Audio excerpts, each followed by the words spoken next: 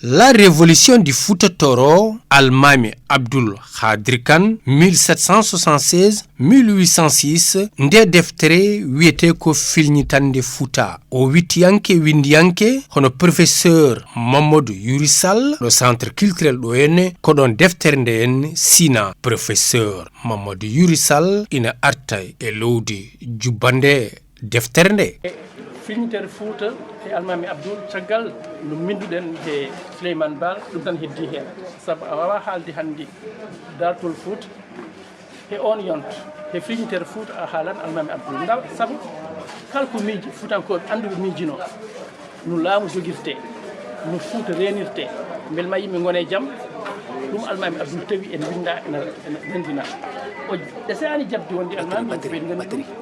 ko poolaɗo o wiya aha gonga ni an rewde Allah ni jangguinde woni haajuma on Foutankoɓe ko julɓe en cohluma satigueɓe tampini ɗumen ar erde ɗumen Souleymane Baal jaɓani wonde Almami en ndewe makko eɓe def hawo jaɓi kono noon hay goto nimsani hande Foutanke sen fi to becce mum ko Almami Abdoul so Fouta andama boowal leydi ko Almami Abdoul so tawi neɗɗo en farɗo homo Foutiyo mbawɗa wonde foof ko Almami Abdoul saabu ko ɗacci ko winde ko laamu ni jogirte ha tubakoɓe kawa oɗo laamu kam e ɓeɗo wiitenoɓe ko fuuyɓe en mbawi dahede jeeyi Amérique oɗo laamu jako ɓaleejo oɗede kam ko kawnide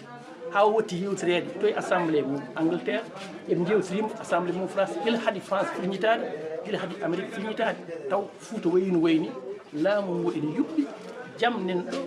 laamɗo wawnani hay goto fiyani hay goto yimɓe gone e jamma men yo wurdino men wirirni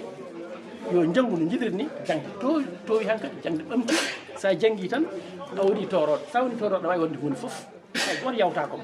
kamɓe gadi ɗum kamɓe gadi tordagal wona wi tan ka jibinaɗo ka ɗum ala sa janggi kala ko mbaɗa wonde a woni toroɗo sa woni toroɗo hunde foof aɗa wawma hen tawde aɗa wawi wonde Almami aɗa wawi wonde goɗɗum kamɓe gadi ɗum ɗo ala foof ko haaltaki kono ko ɓeeɗo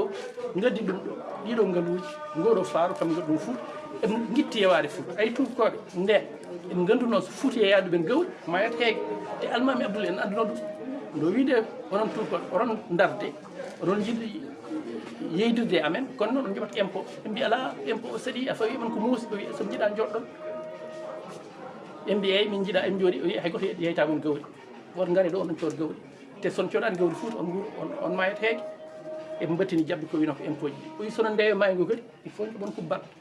hay goto yewta e may hen kadi taw yoɓani kubbal ɓe batti jobde kubbal o wi kadi son jiiɗi codde kala kubbal aɗon coɗon acce foof foye kange foof mais jiyaɓe Allah woto ndewre ɗum goɗo mayde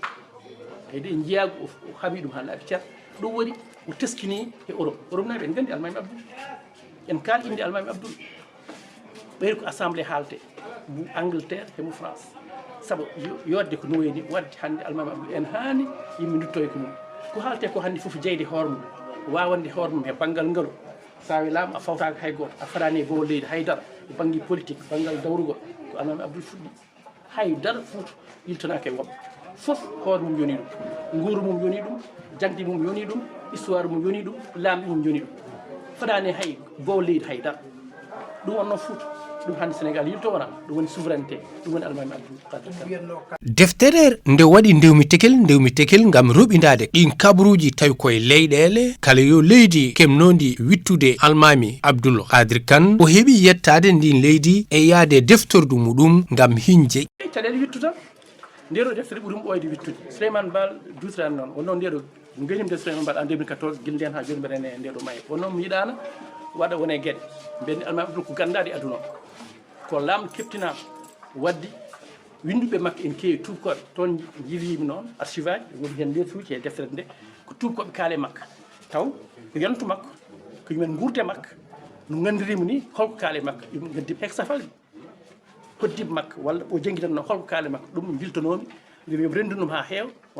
wona tan e ɓesgu makko walla Foutankoɓe ala wonɓe boowal Fouta holko kaale makko taw wurduɓe makko yonto makko ko fedde makko ɗum waɗi wittugo ɓessi sattude seeɗa États-Unis e France ɓen en jogui heewi e makko ɗum rendina hen ɗum nene deftere nde ɗum tan woni hen ko muusi mais heddi ko o weeli haalde wono bindole no woodi e makko kanko nde ɗo deftere noon ɓuri wonde mantorde duttolgal so tawi ko gandal umminimo ha tengti e yonta hande